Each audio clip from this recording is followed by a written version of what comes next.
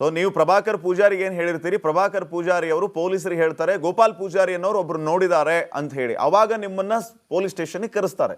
ಕಳಿಸ್ತಾರೆ. ಹೌದೌದು. ಓಕೆ, ಮುಂದೇನಾಯ್ತು?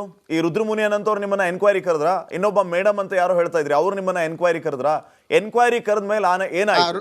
ಹೌದಾ, ಕೇಳಿದ್ರು ಸ್ಪಾಟಲ್ಲಿ ನೋಡಿದೆ ಅಂತ. ಸತ್ರ ಒಂದು ಹಾಫ್ ಅನ್ ಅವರ್ 1 ಅವರ್ ಅಂತ ಟೈಮ್ ಕೇಳಿ ನಾನು ಕೇಳಿದ್ರು, ಹೌದಾ ನೋಡಿದ್ದೆ ನೀನು? ಹೌದಾ, ಅವನೇ ನೋಡಿದಂದು.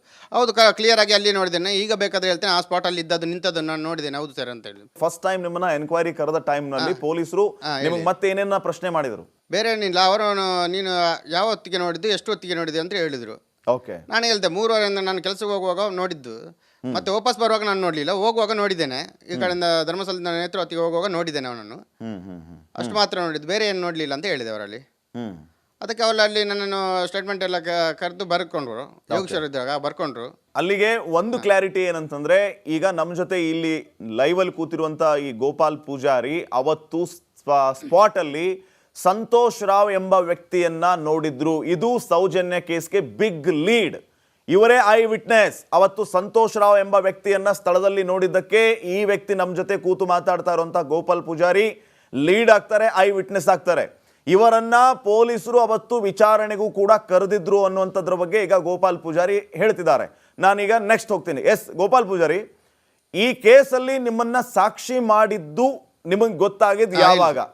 ನಿಮ್ಮನ್ನ ಸಾಕ್ಷಿ ಮಾಡಿದರ ಕೂಡಲೇ ಅಥವಾ ಹೇಗೆ? ಇದ್ರ ಬಗ್ಗೆ ಹೇಳೋದಾದ್ರೆ. ನನ್ನನ್ನು ಕೂಡಲೇ ಸಾಕ್ಷಿ ಮಾಡಲಿಲ್ಲ. ಅವತ್ತು ರಾತ್ರಿ ಕರೆದಿದ್ರು ನನ್ನನ್ನು.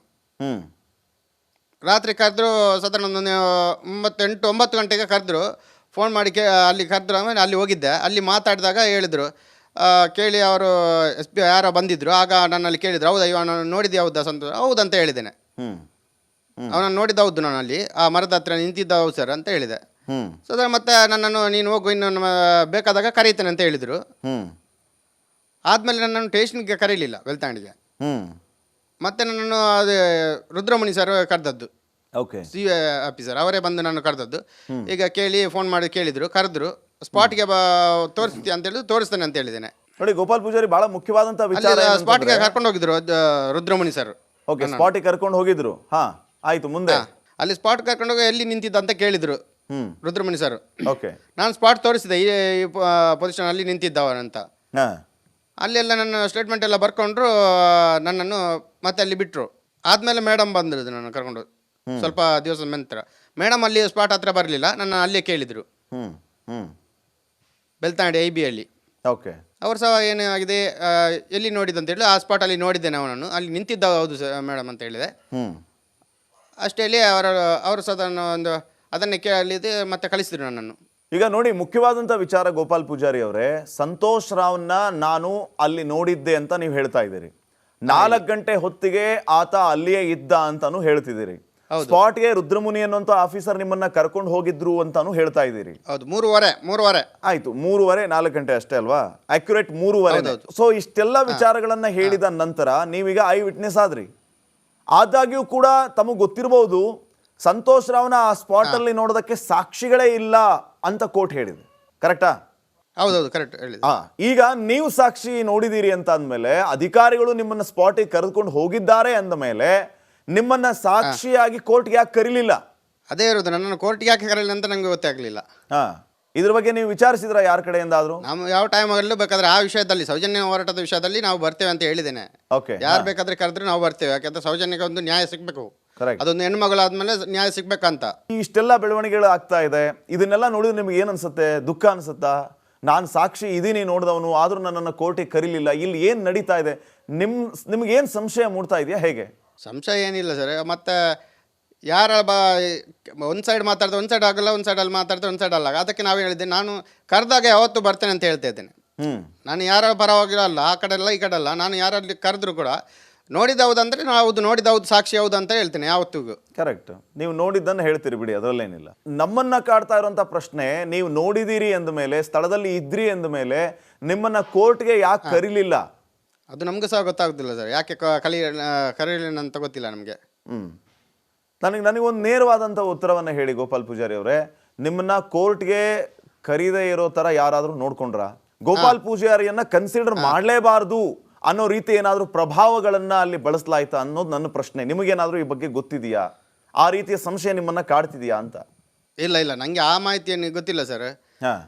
ನಾವಂದ್ರೆ ನಮ್ಮದು ಕೆಲಸ ಮತ್ತು ಅಷ್ಟೇ, ನಮಗೆ ಕರೆದಿದ್ರೆ ಓಡ್ತಿದ್ದಂತ ಅದೊಂದು ಗ್ಯಾರಂಟಿ ಹೇಳ್ತೇನೆ. ಮತ್ತು ನಮ್ಮನ್ನು ಕರೀಲಿಲ್ಲ, ನಾವೇನು ವಿಘ್ನೇಶ್ ಅಂತ ಅದೇನೇ ಗೊತ್ತಾಗಲಿಲ್ಲ ನಮಗೆ. ನಾನು ಅವರಲ್ಲಿ ಸಹ ಕಾಂಟ್ಯಾಕ್ಟ್ ಮಾಡ್ತಾ ಇದ್ದೆ, ಸೌಜನ್ಯ ಮನೆಯವ್ರ ಹತ್ರ ಕಾಂಟ್ಯಾಕ್ಟ್ ಇತ್ತು ನಮಗೆ.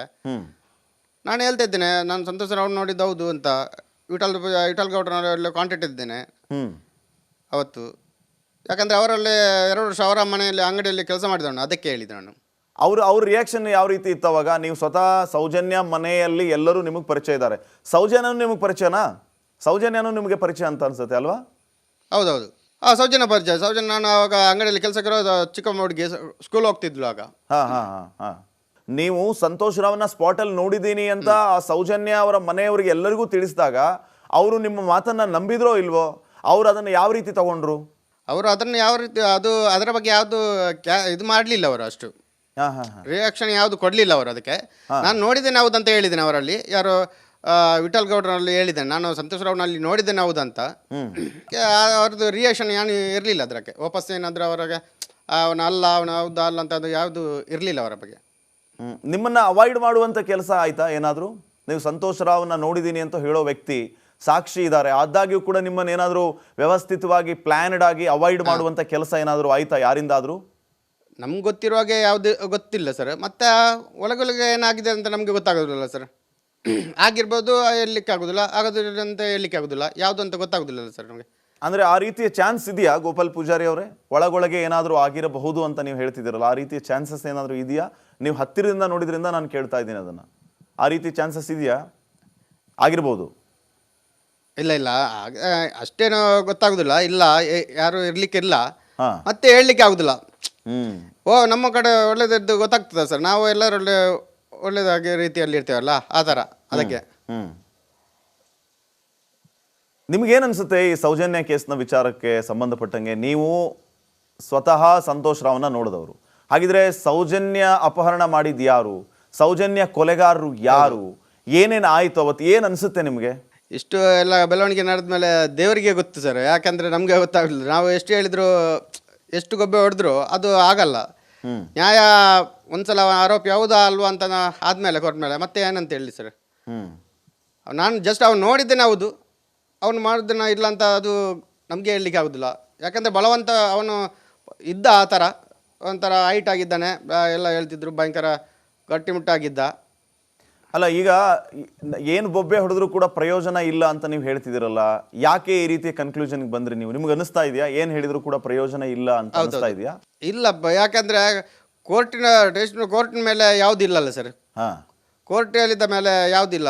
ಈಗ ನೆಕ್ಸ್ಟ್ ಮರುತನಿಖೆ ಆದರೂ ಕೂಡ ಮರುತನಿಖೆ ಮಾಡಿದರೆ ಒಳ್ಳೇದಾಗ್ತದೆ. ಅದು ಸೌಜನ್ಯನ ಕೇಸ್ ಮರುತನಿಖೆ ಮಾಡಿದರೆ ಅದಕ್ಕೊಂದು ನ್ಯಾಯ ಸಿಗ್ಬೋದು ಅಂತ ಎನಿಸಿದೆ ನಾನು. ಮರುತನಿಖೆ ಆದರೆ ನ್ಯಾಯ ಸಿಗುತ್ತೆ ಅಂತ ಹೇಳ್ತಾ ಇದ್ದೀರಿ? ಸಿಗ್ತದೆ ಅಂತ ಹೇಳಿದ್ರು.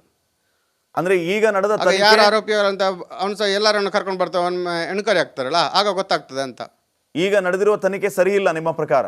ಅದು ಹೇಳಲಿಕ್ಕೆ ಇಲ್ಲ, ನಿಜವಾಗ್ಲೂ ಇಲ್ಲ ಅಂತಲೇ ಆಗ್ತದೆ. ಯಾಕಂದ್ರೆ ಅವನನ್ನು ಮರು ತನಿಖೆ ಮಾಡಲೇಬೇಕಾಗ್ತದೆ.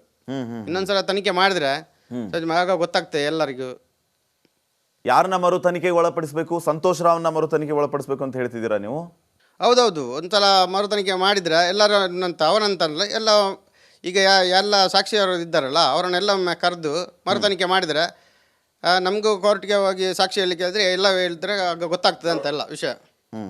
ಇನ್ನೊಂದು ಗೋಪಾಲ್ ಪೂಜಾರಿ, ಈಗ ಈ ಕೇಸಲ್ಲಿ ನಿಮ್ಮನ್ನ ಯಾವಾಗಲೂ ಸಾಕ್ಷಿಯಾಗಿ ಪರಿಗಣಿಸಲೇ ಇಲ್ವಾ? ಆ ಪ್ರಭಾಕರ್ ಅವರಿಗೆ ನೀವು ಹತ್ರ ಏನು ಹೋಗಿ ಹೇಳಿದ್ರಿ? ಪ್ರಭಾಕರ್ ಅವರಿಗೆ ಸಾಕ್ಷಿಯಾಗಿ ತಗೊಂಡಿದ್ರಾ?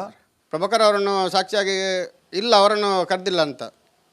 ನಿಮ್ಮನ್ನು ಕರೀಲಿಲ್ಲ, ಅವ್ರನ್ನು ಕರೀಲಿಲ್ಲ? ನನ್ನನ್ನು ಕರೆದದ್ದು ನೋಡಿದೆ ಅಂತ ಹೇಳು ಅಂತ ಹೇಳಿದ್ರಲ್ಲ, ನೀವು ನೋಡಿದ್ರೆ ಹೌದು ಅಂತ ಹೇಳು, ಇಲ್ಲಾದ್ರೆ ಇಲ್ಲ ಅಂತ. ನಾನು ನೋಡಿದಾಗ ಹೌದು ಅವನು ನೋಡಿದೆ ಅಂತ ಹೇಳಿದ್ದೇನೆ. ಹೌದು.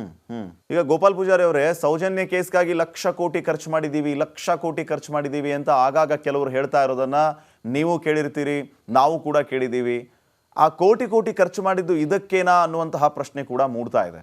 ನಾನು ನೇರವಾಗಿ ನಿಮ್ಗೊಂದು ಪ್ರಶ್ನೆ ಕೇಳ್ತೀನಿ ಗೋಪಾಲ್ ಪೂಜಾರಿ ಅವರೇ, ಇದರಿಂದ ಎಲ್ಲರಿಗೂ ಆ ರೀತಿ ಮಾತಾಡ್ಕೊಳ್ಳೋರಿಗೂ ಕೂಡ ನಿಮ್ಮಿಂದ ಒಂದು ಸ್ಪಷ್ಟವಾದಂಥ ಉತ್ತರ ಸಿಗಲಿ. ನಿಮಗೆ ಯಾರಾದರೂ ಫೋನ್ ಮಾಡಿ ನೀನು ಯಾವುದೇ ಕಾರಣಕ್ಕೂ ಸಾಕ್ಷಿ ಹೇಳೋದಕ್ಕೆ ಬರಬೇಡ ಅಂತ ಯಾರಾದರೂ ಒತ್ತಾಯ ಮಾಡಿದ್ರ, ಯಾರಾದರೂ ನಿಮಗೆ ದುಡ್ಡು ಕೊಡೋದಕ್ಕೆ ಬಂದ್ರ, ನಿಮ್ಮನ್ನ ಸಾಕ್ಷಿಯಾಗಿ ಯಾಕೆ